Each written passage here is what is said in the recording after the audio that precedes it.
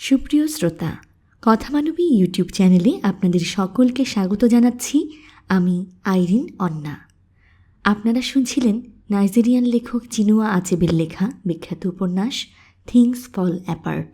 আজ 9ম পর্ব। কয়েক হাটের দিন কেটে যায়, কিছুই ঘটে না।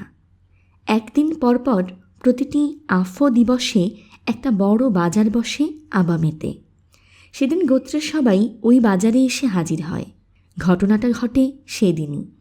শ্বেতাঙ্গ 3 জন এবং বিপুল সংখ্যক ভিনদেশী অন্য লোকরা বাজারকে চারদিক থেকে ঘিরে ফেলে। তারা নিশ্চয়ই কোনো শক্তিশালী ওষুধ ব্যবহার করে। বাজার লোকজনে সম্পূর্ণ ভর্তি না হয়ে যাওয়া পর্যন্ত নিজেদের অদৃশ্য করে রেখেছিল। তারপর বাজার ভর্তি হয়ে গেলে তারা গুলি করতে শুরু করে। সবাই নিহত হয়, বয়সের কারণে এবং অসুখের জন্য যারা বাড়িতে ছিল আর যাদের চি ছিল খুব সজাগ এবং যে চি তাদেরকে যথাসময়ে বাজারের বাইরে নিয়ে এসেছিল, শুধু তারা রক্ষা পায়। অবেরিকা একটু থেমে আবার বলতে শুরু করে, ওই গোত্র তখন সম্পূর্ণ নিশ্চিহ্ন হয়ে গেছে। রহস্যময় হ্রদে ওদের যে পবিত্র মাছটি ছিল সেটাও উধাও হয়ে গেছে এবং ওই হ্রদের জল এখন রক্তের মতো লাল বর্ণ ধারণ করেছে। দৈববাণী ওদের সতর্ক করে দিয়েছিল যে একটা প্রচণ্ড অশুভ ওদের দিকে ধেয়ে আসছে। সেটা এসে গেছে। অনেকক্ষণ কেউ কোনো কথা বলে না। সবাই শুনতে পায় উচেন্দুর দাঁত কিরমির করে উঠছে। তারপর সে যেন ফেটে পড়ে। যে লোক কিছুই বলে না তাকে কখনো হত্যা করো না। আবামের ওই লোকগুলো ছিল চরম নির্বোধ। ওই লোকটা সম্পর্কে তারা কী জানত? উচেন্দু আবার তার দাঁতে দাঁত ঘষে তার কথাটা পরিষ্কার করার জন্য ওদেরকে একটা গল্প বলে। মা চিল তার মেয়েকে খাবার আনবার জন্য পাঠিয়েছিল। মেয়ে উড়ে গিয়ে একটা হাঁসের ছানা নিয়ে ফিরে আসে। মা চিল মেয়েকে বলল, খুব ভালো করেছো তুমি, কিন্তু আমাকে একটা কথা বলো, তুমি যখন ছোঁ মেরে হাঁসের ছানাটা তুলে নিলে তখন তার মা কি বলেছিল? চিলের মেয়ে জানালো যে ও কিছুই বলেনি, শুধু অন্যদিকে হেঁটে চলে যায়। প্রবীণ মা চিল তার মেয়েকে বলল, ওই নীরবতা খুব অশুভ একটা সংকেত দিচ্ছে, যাও হাঁসের ছানাটা ফিরিয়ে দিয়ে এসো। চিলের মেয়ে হাঁসের ছানা ফিরিয়ে দেয়। তার জায়গায় নিয়ে আসে একটা মুরগির বাচ্চা। প্রবীণ চিল জিজ্ঞাসা করল, মুরগির বাচ্চার মা তখন কি করেছিল?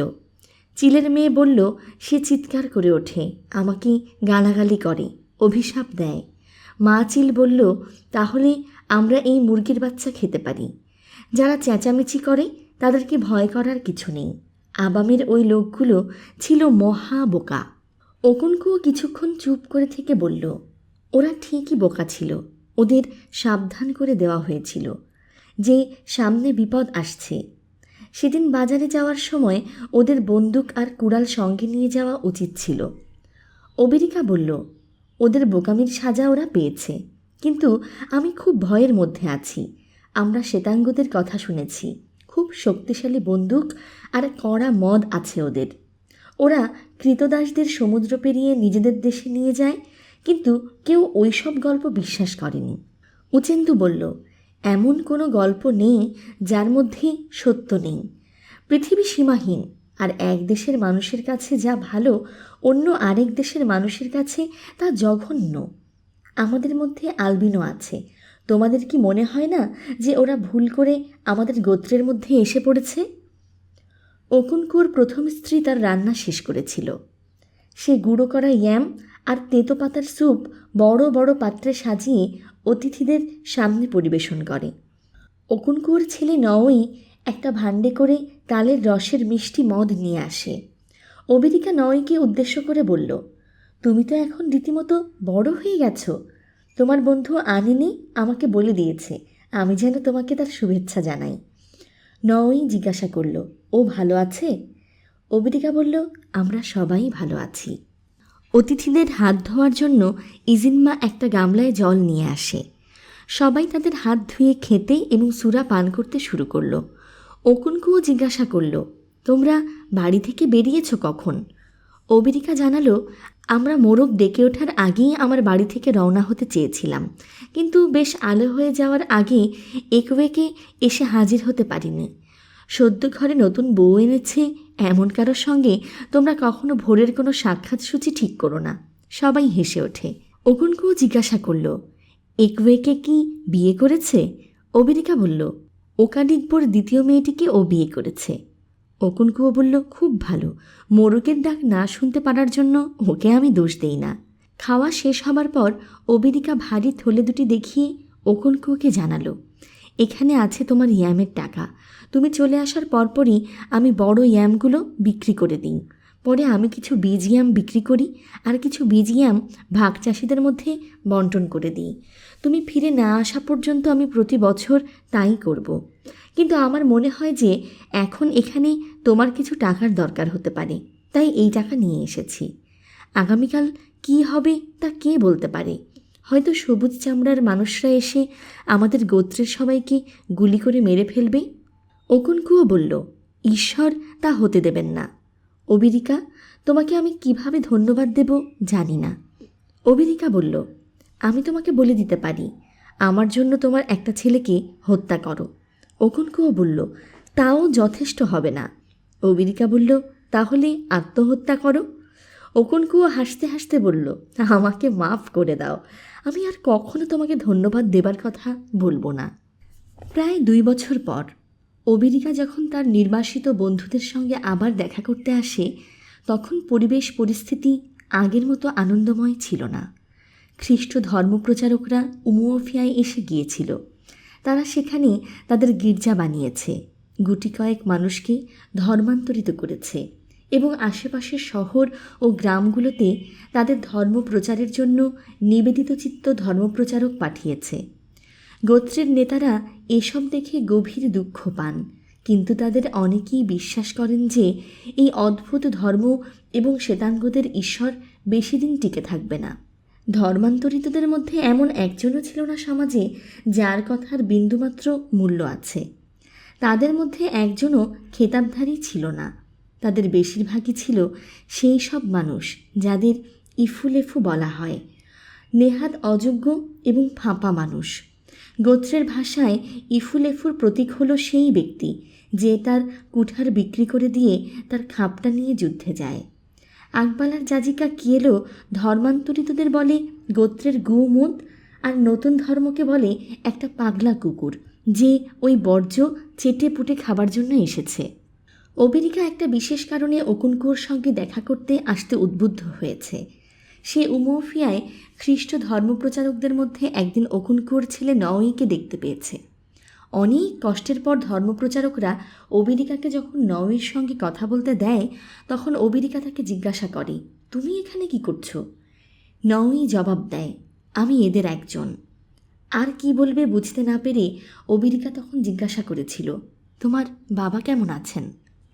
নওয়ি বিষণ্ণ গলায় উত্তর দিয়েছিল, আমি জানি না, উনি আমার পিতা নন।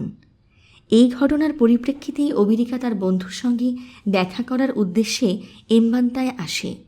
সে দেখল ওকুনকুও নওয়ি সম্পর্কে কোনো আলোচনা করতে চায় না। নওয়ির মায়ের কাছ থেকে সে টুকরো টুকরো কিছু খবর সংগ্রহ করতে সক্ষম হয়। এমবান্তা গ্রামে খ্রিস্টীয় ধর্মপ্রচারকদের আবির্ভাব বেশ হইচই পড়ে যায়। ওরা দলে ছিল 6 জন, তাদের মধ্যে একজন ছিল শ্বেতাঙ্গ। গ্রামের সব নারী পুরুষ শ্বেতাঙ্গ লোকটিকে দেখার জন্য এসে জড়ো হয়। আবামিতে এদের একজনকে হত্যা করার এবং তার লোহার ঘোড়াকে পবিত্র রেশম তুলার গাছে বেঁধে রাখার ঘটনার পর থেকে এই বিচিত্র মানুষগুলো সম্পর্কে নানা গল্পকাহিনী ছড়িয়ে পড়েছিল। তাই সবাই ওই শ্বেতাঙ্গ লোকটিকে দেখার জন্য ভিড় করে আসে। বছরের এই সময় সবাই বাড়িতে থাকে। ফসল তোলার কাজ তখন শেষ হয়ে গিয়েছিল। সবাই জড়ো হবার পর শ্বেতাঙ্গ লোকটি তাদের উদ্দেশ্য করে কথা বলতে শুরু করে। সে কথা বলে একজন দোভাষীর মাধ্যমে। দোভাষী ছিল আইবোর লোক। তার আঞ্চলিক ভাষা ছিল ভিন্ন রকমের। এমবান্তের অধিবাসীদের কানে তা কর্কশ শোনায়। অনেকে তার ভাষা শুনে হেসে ওঠে। বিচিত্র সব শব্দ সে ব্যবহার করে।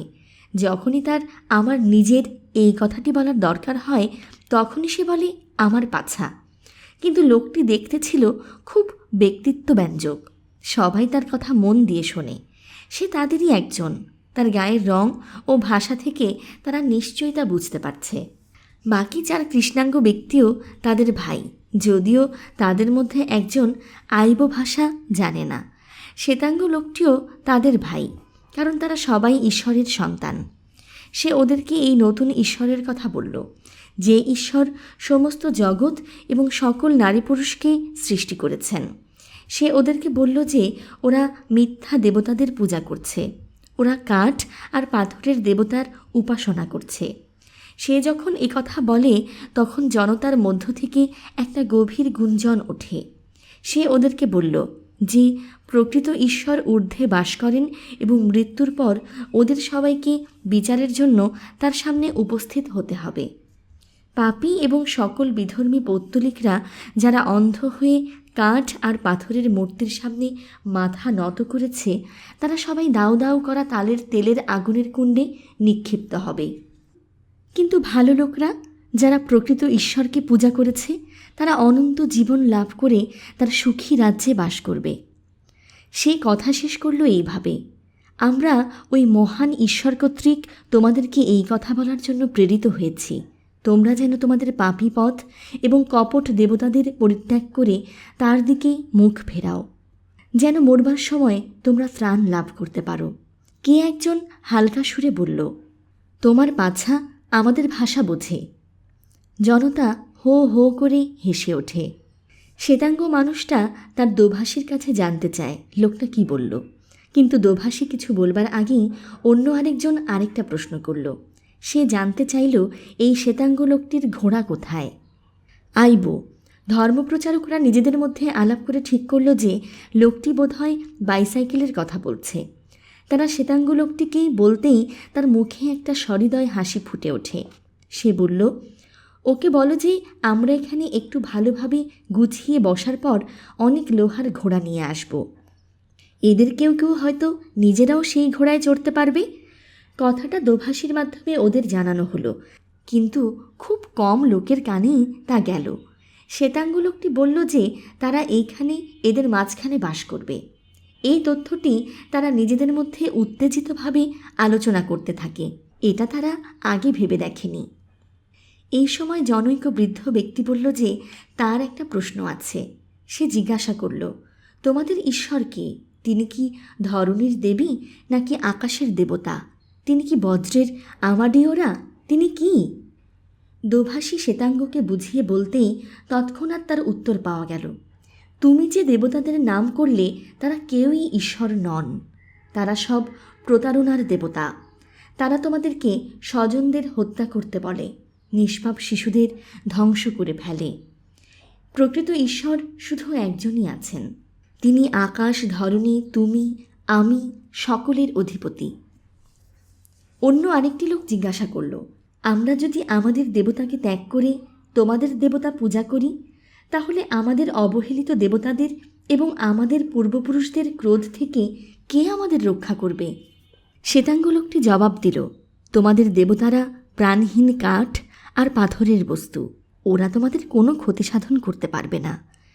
দোভাষীর মাধ্যমে এটা যখন জানানো হলো, তখন এমবান্তার সকল মানুষ তাচ্ছিল্যের সঙ্গে হো হো করে হেসে উঠল। তারা পরস্পরের মধ্যে বলা বলি করল যে এই লোকগুলো নিশ্চয়ই পাগল। তা না হলে কেমন করে বলে যে আনি আর আমাডিওরা কোনো রকম ক্ষতি সাধনে অপারগ?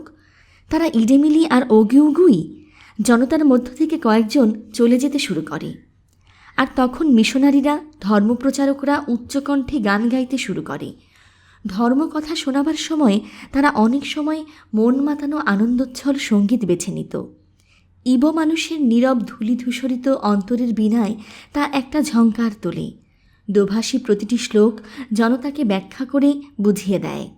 এখন জনতার মধ্যে কয়েকজনকে মন্ত্রমুগ্ধ হয়ে দাঁড়িয়ে থাকতে দেখা যায়। এ কাহিনী ভ্রাতৃকুলের, যারা ভয় আর অন্ধকারের মধ্যে বাস করছে, যারা ঈশ্বরের প্রেমের কথা কিছুই জানে না। এ কাহিনী একটি মেষের কথা বলে, যে মেষ ঈশ্বরের তোরণের বাইরে ছিটকে পড়েছে। মেষপালকের স্নেহশীল যত্ন থেকে বঞ্চিত হয়ে একা পাহাড়ে ঘুরে মরছে। গান শেষ হলে দোভাষী ঈশ্বরের পুত্র সম্পর্কে বলতে শুরু করে, তার নাম যীশু খ্রিস্ট। ওকনকু একটা আশা নিয়ে জনতার মধ্যে বসেছিল। কখন জনতা ওদের গায়ে চাবুক মারবে, কখন ওদেরকে গ্রাম থেকে ছুটিয়ে নিয়ে গিয়ে তাড়িয়ে দেবে। এবার সে প্রশ্ন করল, তুমি তোমার নিজের মুখে বলেছ যে মাত্র একজন ঈশ্বর আছেন, এখন তুমি তার পুত্রের কথা বলছো, তাহলে তার নিশ্চয়ই একজন পত্নীও আছেন। জনতা ওকুনকুর সঙ্গে ঐক্যমত্য পোষণ করে। দোভাষী আমতা আমতা করে বলল, আমি বলিনি যে তার পত্নী আছে। জনতার মধ্য থেকে ভাঁড়ের মতো লোকটি উঠে বলল, তোমার পাছা বলেছে যে তার একটি পুত্র আছে, কাজেই তার নিশ্চয়ই একজন স্ত্রী আছে এবং তাদের সকলের নিশ্চয়ই পাছাও আছে। ধর্মপ্রচারকটি ওর মন্তব্য উপেক্ষা করে হোলি ট্রিনিটির তত্ত্ব ব্যাখ্যা করতে থাকে। সব শোনার পর ওকুনকু নিশ্চিত সিদ্ধান্তে উপনীত হয় যে লোকটা বদ্ধ উন্মাদ। সে নিজের কাঁধে একটা ঝাঁকুনি দিয়ে উঠে পড়ে, তারপর বিকেলের তাড়ির জন্য তাল গাছে টোকা দিতে চলে যায়। কিন্তু সেখানে একটি অল্পবয়সী ছেলে ছিল যে মন্ত্রমুগ্ধ হয়ে যায়। তার নাম নওয়ি, ওকুনকুর জ্যেষ্ঠ পুত্র। ট্রিনিটির পাগলামি ভরা যুক্তি তাকে মন্ত্রমুগ্ধ করেনি, তা ছিল তার বুদ্ধির অগম্য। তাকে মুগ্ধ করে নতুন ধর্মের কাব্যময়তা, একটা জিনিস যা সে তার মজ্জার মধ্যে অনুভব করে। ভ্রাতৃকুল সম্পর্কে ওই স্তোত্রগীতি, যারা অন্ধকারের মধ্যে ভয়ার্ত চিত্তে বসে আছে, তাদের মতো ওই গীত যেন তার করুণ চিত্তে সর্বদা চেপে বসে থাকা একটা অস্পষ্ট এবং নাছোড়বান্দা প্রশ্নের উত্তরে কিছু বলে। ঝোপের মধ্যে ক্রন্দনরত বাচ্চা দুটি সম্পর্কে প্রশ্ন, যে ইকেমেফুনাকে হত্যা করা হয়েছে তার সম্পর্কে প্রশ্ন। ওই স্তোত্রগীতি তার বিশুদ্ধ অন্তরে প্রবেশ করে। সে একটা গভীর তৃপ্তি ও স্বস্তি অনুভব করে। গানের কথাগুলো যেন জমাট বাঁধা বৃষ্টির ফোঁটা, ধরনের ব্যাকুল চিত্তে আকাঙ্ক্ষিত শুকনো জিভে গলে পড়ে যাচ্ছে। নওই অর্বাচীন মানুষ প্রচণ্ড বিভ্রান্তির মধ্যে নিপতিত হয়। মিশনারিরা প্রথম 4-5 রাত বাজারে কাটায়, তারপরে বাইবেলের বাণী প্রচার করার উদ্দেশ্যে সকালের দিকে গ্রামের ভেতরে যায়। ওরা লোকজনকে জিজ্ঞাসা করে, এই গ্রামের রাজা কে? গ্রামবাসীরা জানায় যে এখানে কোনো রাজা নেই। তারা ওদেরকে বলে, আমাদের উচ্চ মর্যাদার খেতাবধারীরা আছেন, প্রধান পুরোহিতগণ আছেন, আর বয়োজ্যেষ্ঠ প্রবীণরা আছেন। প্রথম দিনের উত্তেজনার পর উচ্চ মর্যাদার খেতাবধারীদের এবং বয়োজ্যেষ্ঠ প্রবীণদের সঙ্গে যোগাযোগ স্থাপন করা সহজ হয় না। কিন্তু মিশনারিদের চেষ্টায় ভাঁটা পড়ে না। অবশেষে এমবান্তার শাসককুল তাদের সাক্ষাৎ প্রদান করলেন। ধর্মপ্রচারকরা নিজেদের গির্জা বানাবার জন্য একখণ্ড জমির জন্য আবেদন করল। প্রতি গোত্র এবং গ্রামের নিজস্ব অশুভ অরণ্য ছিল। সেখানে সমাধিস্থ করা হতো যারা কুষ্ঠ বা বসন্তের মতো যথার্থ কুব্যাধিতে মৃত্যুবরণকারীদের।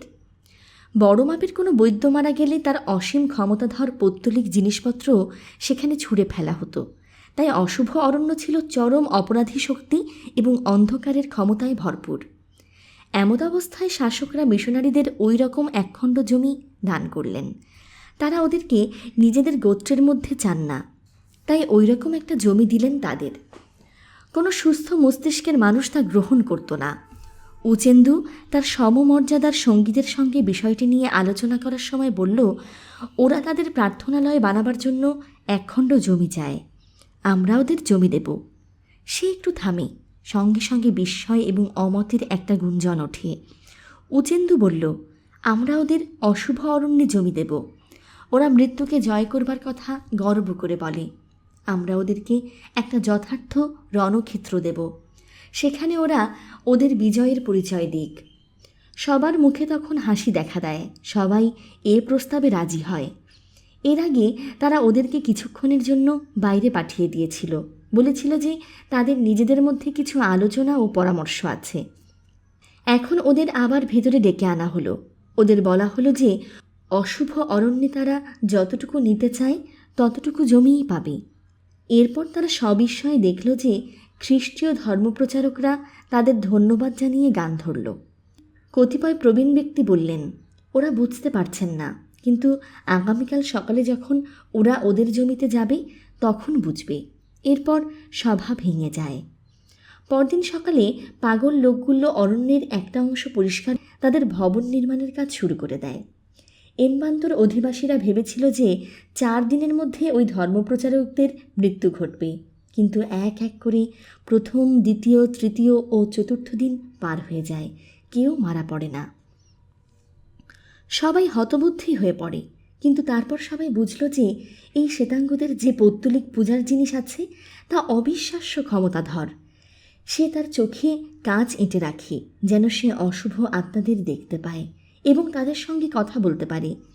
এরপরই তার কাছে 3 জন গ্রামবাসী নতুন ধর্ম গ্রহণ করে। নওয়ে প্রথম দিন থেকেই নতুন ধর্মের প্রতি আকৃষ্ট হলেও সে তা গোপন রাখে। তার বাবার ভয়ে সে মিশনারিদের খুব কাছে যাবার সাহস পায় না, কিন্তু যখনই তারা বাজারের খোলা জায়গায় কিংবা গ্রামের খেলার মাঠে তাদের প্রচার কার্য চালাবার জন্য আসত, তখনই নওয়ে সেখানে গিয়ে হাজির হতো।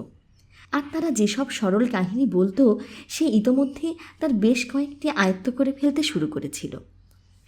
এর মধ্যেই তাদের গির্জায় স্বল্প সংখ্যক নিয়মিত উপাসকবৃন্দ উপস্থিত হতে শুরু করেছিল। এই কাজের ভার নিলেন দোভাষী মিস্টার কিয়াগা। তিনি তাদের উদ্দেশ্য করে বললেন, আমরা এবার আমাদের গির্জা নির্মাণ করেছি। ইতোমধ্যে শ্বেতাঙ্গ লোকটি উমৌফিয়ায় ফিরে গিয়েছিল। সেখানে সে তার প্রধান দপ্তর স্থাপন করে এমবান্ততে মিস্টার কিয়াগার গির্জার উপাসকদের সঙ্গে নিয়মিতভাবে মিলিত হয়। মিস্টার কিয়াগা বললেন, আমরা এখন আমাদের গির্জা নির্মাণ করেছি এবং আমরা চাই যে তোমরা সবাই প্রতি সপ্তাহের 7ম দিনে এখানে এসে প্রকৃত ঈশ্বরের উপাসনা করো। পরের রবিবার নওমী লাল মাটি আর খড়ে ছাওয়া ছোট ভবনটির সামনে দিয়ে যাতায়াত করে, কিন্তু ভেতরে প্রবেশ করবার মতো সাহস সঞ্চয় করতে পারে না। সে গানের ধ্বনি শুনতে পায় এবং ওরা অল্প কয়েকজন লোক হলেও ওই সঙ্গীত ছিল উচ্চ গ্রামের এবং প্রত্যয়ী। ওদের গির্জা নির্মিত হয়েছিল একটা গোলাকার উন্মুক্ত জায়গায়। জায়গাটাকে অশুভ অরণ্যের ব্যাধিত মুখের মতো দেখায়। তার দাঁত চেপে ধরে ওদের আটকে ফেলার জন্যই কি অরণ্য অপেক্ষা করছে? গির্জার সামনে দিয়ে কয়েকবার হাঁটাহাঁটি করার পর নওয়ে বাড়ি ফিরে আসে। এমবান্তার জনগণ জানত যে তাদের দেবতারা এবং পূর্বপুরুষরা অনেক সময় চুপ করে থাকে, ইচ্ছা করেই একজন মানুষকে তার নির্দেশ অমান্য করতে দেয়, কিন্তু সেক্ষেত্রেও তারা অনেকটা সময়সীমা ঠিক করে দেয়। তা হলো 7টি হাটের দিন অথবা সর্বমোট 18 দিবস। এর বাইরে গেলে কারও পরিত্রাণ নেই। আর তাই ধৃষ্ট মিশনারিরা অশুভ অরণ্যে তাদের গির্জা নির্মাণের পর যখন 7ম সপ্তাহ প্রায় অতিক্রান্ত হতে চলেছে, তখন গ্রামের উত্তেজনা চরমে ওঠে। গ্রামবাসীরা মিশনারিদের ধ্বংস সম্পর্কে এতটা সুনিশ্চিত ছিল যে 2-1 ধর্মান্তরিত ব্যক্তি নতুন ধর্মের প্রতি তাদের আনুগত্য সাময়িকভাবে স্থগিত রাখাকেই বুদ্ধিমানের কাজ বলে মনে করে। অবশেষে যে দিনটির মধ্যে মিশনারিদের মরে যাওয়ার কথা, সে দিনটি এসে উপস্থিত হয়। কিন্তু দেখা যায় যে তারা তখনও বেঁচে আছে।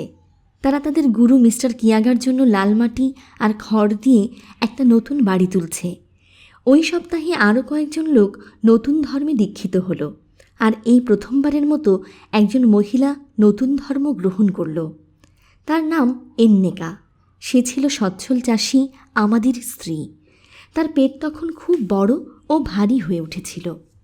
এর আগে এন্নেকা 4 বার গর্ভবতী হয়েছিল এবং সে 4 বার সন্তান প্রসব করে। প্রতিবারই সে জন্ম দেয় যমজ সন্তানের এবং ওই নবজাতকদের সঙ্গে সঙ্গে ছুঁড়ে ফেলে দেওয়া হয় ঝোপের ভেতর। তার স্বামী এবং স্বামীর পরিবার এন্নেকা সম্পর্কে খুবই সমালোচনামুখর হয়ে উঠেছিল এবং সেজন্য তাকে পালিয়ে গিয়ে খ্রিস্ট ধর্ম গ্রহণ করতে দেখে তারা অহেতুক বিচলিত হল না।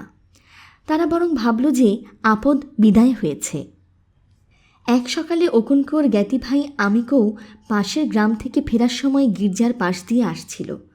তখন সে নওয়েকে খ্রিস্ট ধর্মাবলম্বীদের মধ্যে দেখতে পায়। সে খুব অবাক হয়ে যায়। সে বাড়ি ফিরেই সোজা ওকুনকোর কুটিরে যায় এবং কী দেখেছে তা তাকে জানায়। বাড়ির মেয়েরা উত্তেজিত হয়ে নিজেদের মধ্যে কথা বলতে শুরু করে, কিন্তু ওকুনকো নিশ্চল নিস্তব্ধ হয়ে বসে থাকে। নওয়ে যখন বাড়ি ফিরে আসে তখন অপরাহ্ন অনেকক্ষণ গড়িয়ে গিয়েছিল। সে তার বাবার অবিতে গিয়ে তাকে অভিবাদন করে, কিন্তু ওকুনকো কোনো সাড়া দিল না। নওই ঘুরে ভেতরে উঠোনের দিকে যাবার উপক্রম করতেই ওকুনকুয়ো হঠাৎ ক্ষিপ্ত হয়ে লাফিয়ে ওঠে এবং তার টুটি চেপে ধরে স্খলিত কণ্ঠে জিজ্ঞাসা করল, কোথায় গিয়েছিলি তুই? নওই তার শ্বাসরুদ্ধকর অবস্থা থেকে মুক্তি পাবার জন্য চেষ্টা করে। ওকুনকুয়ো গর্জে উঠে বলল, তোমাকে খুন করে ফেলার আগে আমার প্রশ্নের জবাব দাও। সে বেটে দেয়ালের উপরে রাখা একটা ভারী লাঠি হাতে তুলে নিয়ে তাকে প্রচণ্ড জোরে 2-3টে আঘাত করে। সে আবার গর্জন করে ওঠে, আমার প্রশ্নের জবাব দে। নওই বাবার দিকে তাকিয়ে চুপ করে দাঁড়িয়ে থাকে, কোনো কথা বলে না। মেয়েরা ভয়ে ভেতরে ঢোকে না, বাইরে দাঁড়িয়ে চিৎকার করতে থাকে। এমন সময় বাইরের উঠান থেকে একটা গলার স্বর শোনা যায়, আহ, কি হচ্ছে? ছেলেটাকে এক্ষুনি ছেড়ে দাও, তোমার কি মাথা খারাপ হয়ে গেছে? কথাটা বলে ওকুনকুয়োর মামা উচেন্দু। ওকুনকুয়ো কোনো কথা বলে না, কিন্তু নওইকে ছেড়ে দেয়। নওই সেখান থেকে চলে যায়। তারপর আর সে বাড়ি ফিরে আসেনি। সে গির্জায় ফিরে গিয়ে মিস্টার কিয়াগাকে জানালো যে সে উমোফিয়ায় যাবার সিদ্ধান্ত গ্রহণ করেছে। সেখানে ধর্মযাজকরা তরুণ খ্রিস্টানদের লেখাপড়া শেখাবার জন্য একটা স্কুল প্রতিষ্ঠা করেছেন। মিস্টার কিয়াগা ভীষণ উল্লসিত হন। তিনি সুর করে বললেন, সেই আশিস ধন্য যে আমার জন্য তার পিতামাতাকে ত্যাগ করে। যারা আমার কথা শোনে তারাই আমার পিতা ও মাতা। নওই পুরোপুরি সব বুঝতে পারে না, কিন্তু বাবার কাছ থেকে চলে আসতে পেরে সে খুশি হয়। পরে সে একদিন তার মা ও ভাই বোনদের কাছে ফিরে যাবে এবং তাদেরকে তার নতুন ধর্মে দীক্ষিত করবে। ওকুনকুয়ো সে রাত্রে কাঠের আগুনের চুল্লির দিকে এক দৃষ্টিতে তাকিয়ে থেকে সমস্ত ব্যাপারটা মনে মনে পর্যালোচনা করে। একটা প্রচণ্ড ক্রোধ তার মধ্যে জেগে ওঠে। তার ইচ্ছা করে এই মুহূর্তে কুঠার হাতে নিয়ে সে ওই গির্জার কাছে ছুটে যায়, ওই কুৎসিত এবং দুষ্কৃতিপরায়ণ লোকগুলোকে সদলবলে ধ্বংস করে দেয়। কিন্তু একটু চিন্তা করার পর তার মনে হলো, নওই এমন কিছু গুরুত্বপূর্ণ ব্যাপার নয়। তার কারণে একটা কঠিন সংঘর্ষে লিপ্ত হওয়ার কোনো অর্থ হয় না। তার মনের মধ্যে একটা আর্তচিৎকার জেগে ওঠে, এত লোক থাকতে কেন ওকুনকুয়োর কপালেই ওই রকম একটা অভিশপ্ত পুত্র জুটল? সে এর মধ্যে নিশ্চিতভাবে তার নিজস্ব দেবতা অথবা চির হাত দেখতে পায়। তা না হলে সে কিভাবে প্রথমে তার চরম দুর্ভাগ্যের এবং নির্বাসনের আর তারপর তার পুত্রের এই জঘন্য আচরণের ব্যাখ্যা করবে? এখন ভালো করে ভেবে দেখার সময় পাবার পর তার পুত্রের অপরাধের বিশালতা তার চোখে স্পষ্টভাবে ধরা পড়ে।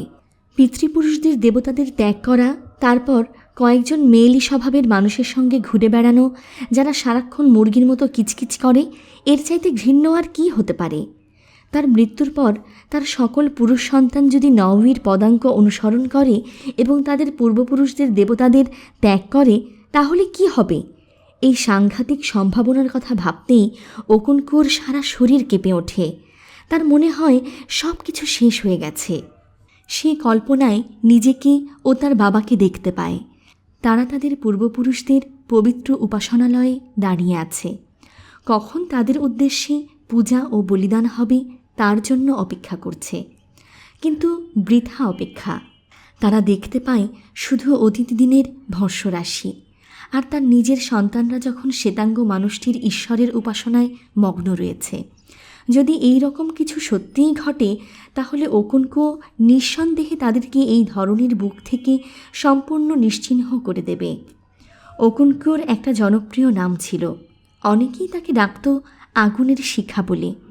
কাঠের চুল্লির দিকে তাকিয়ে তার ওই নামের কথা মনে পড়ল। সে আগুনের শিখা। তাই যদি হয়, তাহলে কেমন করে সে নওয়ির মতো একটা অধপতিত এবং মেয়েলি পুত্রের জন্ম দিল? হয়তো ও তার ছেলে নয়, না, ও তার ছেলে হতেই পারে না। তার বউ তাকে ঠকিয়েছে, ওকে সে উচিত শিক্ষা দেবে। কিন্তু নওয়ির সঙ্গে ওকুনকুয়ো তার পিতা উনোকা নওয়ির দাদার সুস্পষ্ট মিল দেখতে পায়। তখন তার আগের চিন্তা সে তার মন থেকে ঠেলে ফেলে দেয়। কিন্তু সে ওকুনকুয়ো, যাকে সবাই বলতো আগুনের শিখা, কেমন করে সে ওই রকম মেয়েলি স্বভাবের একটা ছেলেকে জন্ম দিল? নওয়ির বয়সে সে তার নির্ভীক স্বভাব ও মল্লক্রীড়ায় নৈপুণ্যের জন্য সমগ্র উমোফিয়ায় বিখ্যাত হয়ে গিয়েছিল। সে একটা দীর্ঘ নিঃশ্বাস ফেলল, তাকে সহানুভূতি জানাবার জন্যই যেন ধিকি ধিকি করে জ্বলতে থাকা আগুনের মধ্য থেকে একটা নিঃশ্বাস নির্গত হলো। সঙ্গে সঙ্গে ওকনকুর চোখ খুলে যায়। সে সব কিছু পরিষ্কার দেখতে পায়। জ্বলন্ত আগুন থেকেই জন্ম নেয় শীতল অক্ষম ভস্ম। সে আরেকবার একটা গাঢ় দীর্ঘ নিঃশ্বাস ত্যাগ করল। এমবান্তার তরুণ গির্জাটি তার জীবনকালের প্রথম দিকে বেশ কয়েকটি সমস্যার সম্মুখীন হয়। গোত্র প্রথমে নিশ্চিত ছিল যে এটা টিকে থাকতে পারবে না, কিন্তু এটা টিকে থাকে এবং ক্রমান্বয়ে অধিকতর শক্তিশালী হয়ে ওঠে। গোত্র কিছুটা দুশ্চিন্তাগ্রস্ত হয়, কিন্তু খুব বেশি না। কিছু এফু অতি তুচ্ছ লোকজন যদি অশুভ অরণ্যে বাস করতে চায় তো করুক, সেটা ওদের ব্যাপার। সত্যি বলতে কি, ওই ধরনের অবাঞ্ছিত লোকদের জন্য অশুভ অরণ্যই তাদের যথার্থ বাসস্থান। এ কথা সত্য যে ওরা যমজ সন্তানদের ঝোপের ভেতর থেকে উদ্ধার করে এসেছে, কিন্তু তাদেরকে ওরা কখনো গ্রামের ভেতরে নিয়ে আসেনি। গ্রামবাসীদের দৃষ্টিকোণ থেকে ওদের যেখানে ছুঁড়ে ফেলে দেওয়া হয়েছিল ওরা এখনও সেখানেই আছে। ধরণীর দেবী নিশ্চয়ই খ্রিস্টান ধর্মযাজকদের পাপের জন্য নিরপরাধ গ্রামবাসীদের শাস্তি দেবেন না, কিন্তু একটা ব্যাপারে ধর্মপ্রচারকরা তাদের সীমা লঙ্ঘনের প্রয়াস পায়। 3 জন ধর্মান্তরিত ব্যক্তি সগর্বে ঘোষণা করে যে গ্রামবাসীদের দেবতারা প্রাণহীন এবং নির্বীর্য, এবং ওরা তাদের পূজাবেদীগুলো জ্বালিয়ে দিয়ে ওদের প্রকাশ্য বিরোধিতা প্রদর্শন করতে প্রস্তুত। একজন পুরোহিত বলল, যাও, তোমার মায়ের যৌনাঙ্গ পুড়িয়ে দাও গিয়ে। গ্রামবাসীরা ওই 3 ব্যক্তিকে ধরে মারতে মারতে রক্তে ভাসিয়ে দেয়। এরপর অনেক দিন যাবৎ গির্জা আর গোত্রের মধ্যে কিছু ঘটে না, কিন্তু নানা কাহিনী ছড়িয়ে পড়তে থাকে। শ্বেতাঙ্গ লোকরা নাকি শুধু একটা ধর্ম নয়, একটা সরকারও সঙ্গে নিয়ে এসেছে। শোনা যায় নিজেদের ধর্মের অনুসারীদের রক্ষা করার জন্য তারা নাকি উমৌফিয়ায় একটা বিচারালয় স্থাপন করছে। এটাও শোনা যায় জনৈক ধর্মপ্রচারককে হত্যা করার জন্য ওরা একটা লোককে ফাঁসি কাঠে ঝুলিয়েছে। এসব কাহিনী মানুষ প্রায়ই বলাবলি করলেও এমবান্তার জনগণের কাছে রূপকথার গল্প বলেই মনে হতো, এবং নতুন গির্জা এবং গোত্রের সম্পর্কের উপর এর তেমন কোনো প্রভাব পড়ে না। আর এখানে ধর্মপ্রচারকদের হত্যা করার কোনো প্রশ্নই ওঠে না। তার পাগলামি সত্ত্বেও মিস্টার কিয়াগা ছিলেন অতিশয় নিরীহ এক ব্যক্তি, আর তিনি যাদের ধর্মান্তরিত করেছেন তাদের হত্যা করলেও হত্যাকারীকে গ্রাম ছেড়ে পালিয়ে যেতে হবে, কারণ যত অপদার্থই হোক তারা তখনও ছিল গোত্রের সদস্য। আর তাই শ্বেতাঙ্গদের সরকার কিংবা কোনো খ্রিস্টানকে হত্যা করার পরিণাম সম্পর্কে তারা যেসব কাহিনী শোনে তারা তাকে তেমন গুরুত্ব দেয় না। ওরা বেশি ঝামেলা করলে ওদেরকে গ্রাম থেকে খেদিয়ে দেওয়া হবে। আর এই সময়ে ছোট গির্জাটিও তার নিজের কিছু সমস্যা নিয়ে ব্যস্ত ছিল। গোত্রকে বিরক্ত করার সময় তার তখন ছিল না। সমস্যাটা শুরু হয় জাতিচ্যুতদের নতুন ধর্মে দীক্ষিত করার প্রশ্ন ঘিরে। ওই জাতিচ্যুতরা অসুরা যখন দেখল যে নতুন ধর্মটি যমজ সন্তান এবং ওই রকম চরম ঘৃণ্য জিনিসকেও সাদরে বরণ করে নিচ্ছে, তখন তাদের মনে হলো যে তারাও হয়তো সেখানে জায়গা পাবে। আর তাই এক রবিবার ওদের 2 জন গির্জায় গিয়ে হাজির হলো। সঙ্গে সঙ্গে একটা আলোড়ন সৃষ্টি হয়, কিন্তু ধর্মান্তরিতদের মধ্যে নতুন ধর্মটি এমনই প্রভাব বিস্তার করেছিল যে তারা সঙ্গে সঙ্গে গির্জা ত্যাগ করে না। শুধু যারা ওই 2 জনের কাছে বসেছিল তারা দূরে সরে যায়। এটা ছিল এক অলৌকিক ব্যাপার, তবে এর স্থায়িত্ব ছিল শুধু প্রার্থনা শেষ হওয়া পর্যন্ত। গির্জার সবাই প্রতিবাদ মুখর হয়ে ওঠে এবং ওই লোক দুটিকে বের করে দিতে উদ্যত হয়, কিন্তু মিস্টার কিয়াগা ওদের নিরস্ত করেন এবং বিষয়টা ওদেরকে ব্যাখ্যা করে বলেন। তিনি বললেন, ঈশ্বরের কাছে কোনো কৃতদাস নেই, কোনো মুক্ত মানুষ নেই। আমরা সবাই ঈশ্বরের সন্তান এবং আমাদের এই ভাইদের আমাদের মধ্যে গ্রহণ করতেই হবে। ধর্মান্তরিত একজন বলল, আপনি বুঝতে পারছেন না, আমরা অসুকে নিজের মধ্যে গ্রহণ করেছি। এটা শুনলে পৌত্তলিকরা আমাদের সম্পর্কে কি বলবে? তারা হাসবে। মিস্টার কিয়াগা বললেন, তাদের হাসতে দাও। বিচারের দিন ঈশ্বর তাদেরকে নিয়েই ঠাট্টা তামাশা করবেন। কেন বিভিন্ন জাতি আর জনগণ একটা তুচ্ছ জিনিস এভাবে কল্পনা করে? তিনি যিনি স্বর্গে বসে আছেন হাসবেন। ঈশ্বরের চোখে এরা ঘৃণ্য বস্তু বলে গণ্য হবে। ধর্মান্তরিত লোকটি তবু বলে, আপনি মোটেই বুঝতে পারছেন না। আপনি আমাদের শিক্ষক এবং নতুন ধর্ম সম্পর্কে নানা কিছু আপনি আমাদের শেখাতে পারেন, কিন্তু এটা এমন একটা বিষয় যা আমরা ভালো করে জানি। এরপর ওশু কি লোকটি মিস্টার কিয়াগোকে তা ব্যাখ্যা করে বোঝান। সুপ্রিয় শ্রোতা, এই ছিল আজকের পর্বটি। পরবর্তী পর্বটি পেতে কথামানবী ইউটিউব চ্যানেলটি সাবস্ক্রাইব করে পাশে থাকা বেল আইকনটি অন করে নিন। আর আমাদের কাজগুলো যদি আপনাদের ভালো লেগে থাকে তবে লাইক, কমেন্ট এবং শেয়ার করে বন্ধুদের মাঝে ছড়িয়ে দেবার অনুরোধ রাখছি। সকলে খুব ভালো থাকুন, সুস্থ থাকুন, আনন্দে থাকুন, নিরাপদে থাকুন। নিজের জন্যে বাঁচুন, নিজের আপন মানুষদের জন্যে বাঁচুন। অনেক অনেক শুভকামনা জানিয়ে আজকের মতো এখানেই বিদায় নিচ্ছি।